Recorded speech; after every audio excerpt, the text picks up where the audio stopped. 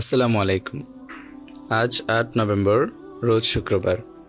বরাবরের মতো চলে আসলাম ইসলামিক ফাউন্ডেশন কর্তৃক আয়োজিত ইসলামী বইমেলা ২০২৪। অনেকের ধারণা বাংলাদেশে বইমেলা একটি হয়, আর তা হলো অমর একুশে বইমেলা।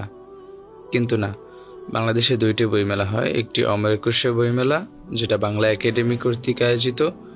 অপরটি ইসলামী বইমেলা, যেটা ইসলামিক ফাউন্ডেশন কর্তৃক আয়োজিত। বায়তুল মোকাররম জাতীয় মসজিদের দক্ষিণ ও পূর্ব চত্বরে আয়োজিত এই মেলা চলছিল ১০ নভেম্বর পর্যন্ত। মেলা প্রতিদিন দুপুর ১২টা থেকে রাত ৯টা পর্যন্ত জনসাধারণের জন্য উন্মুক্ত ছিল। ছুটির দিনে মেলা সকাল ১০টা থেকে রাত ১০টা পর্যন্ত চলছিল। শুক্রবার ছুটির দিন থাকায় আমরা সকাল ১০টার মধ্যেই সেখানে পৌঁছে যাই। এবারের মেলায় মোট ১৫১টি স্টল স্থান পেয়েছিল।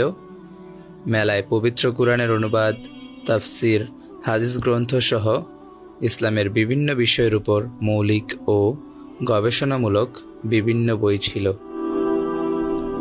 আমার সাথে আমার এক ছোট ভাই ছিল, জুনায়েদ। ছুটির দিনে ঘুরতে বের হওয়ার অনুভূতি অন্যরকম, আর সেটা যদি হয় কোনো মেলায়, তাহলে তো কোনো কথাই নেই। পুরো সপ্তাহ জুড়ে অনেক আগ্রহ ছিল এবারের বইমেলাতে আসার। আজ শুক্রবার পরিকল্পনা মাফিক চলে আসলাম।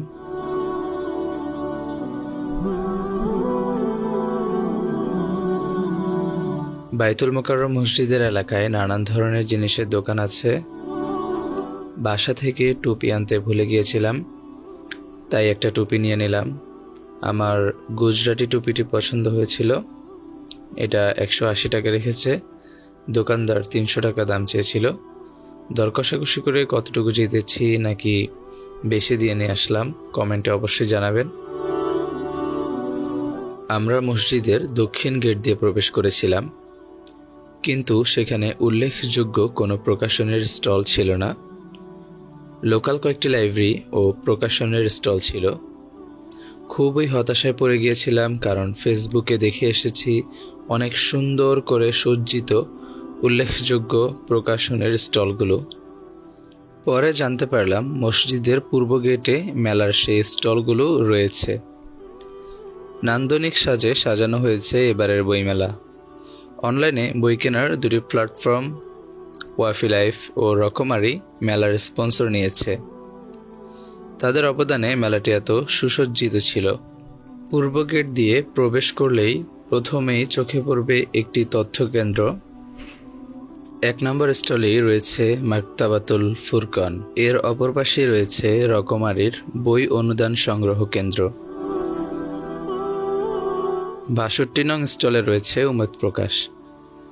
উমেদ প্রকাশের ফেসবুকে একটি কমেন্ট দেখেছিলাম, তারা জিলেপি খাওয়ার নিমন্ত্রণ দিয়েছিল সবাইকে। স্টলে গিয়ে জিলাপির কথা জিজ্ঞাসা করায় তারা বলল প্রতি শুক্রবারে মাগরিবের নামাজের পর তারা জিলাপি বিতরণ করে। উমেদ প্রকাশের একটি উল্লেখযোগ্য বই হলো এখন যৌবন যার। বইটি বিবাহিত এবং অবিবাহিত উভয়ের জন্যই লেখা হয়েছে। অবিবাহিতরা যদি বইটি পড়েন তাহলে বিবাহের প্রয়োজনীয়তা উপলব্ধি করতে পারবেন, এবং বিবাহিতরা পড়লে তাদের দাম্পত্য জীবন সুখময় ও সুন্দর করার গাইডলাইন পাবেন। ২৫ নং স্টলে রয়েছে পথিক প্রকাশন। পথিক প্রকাশনে অনেক জনপ্রিয় বই রয়েছে। তার মধ্যে দুটি বই আমার বেশ পছন্দের, শামায়েলে তিরমিজি ও রিয়াদুস সালিহিন।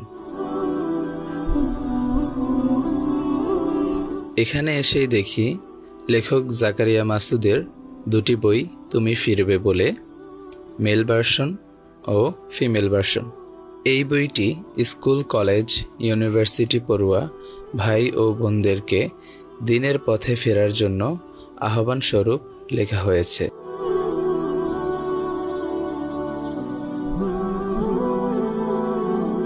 জুনায়েদ তার কাজিনকে বই উপহার দিবে বলছিল। আমি তাকে তুমি ফিরবে বলে বইটি রেকমেন্ড করলাম। বইটি 40% ডিসকাউন্টে ১৮০ টাকা রাখা হয়েছে। পথিক প্রকাশনার পাশে রয়েছে গার্ডিয়ান পাবলিকেশন। গার্ডিয়ান পাবলিকেশনেই ডক্টর মিজানুর রহমান আজহারীর দুইটি জনপ্রিয় বই রয়েছে, একটি মেসেজ এবং অন্যটি আহ্বান। সিয়ান পাবলিকেশনের ডেকোরেশন ছিল দৃষ্টিনন্দন।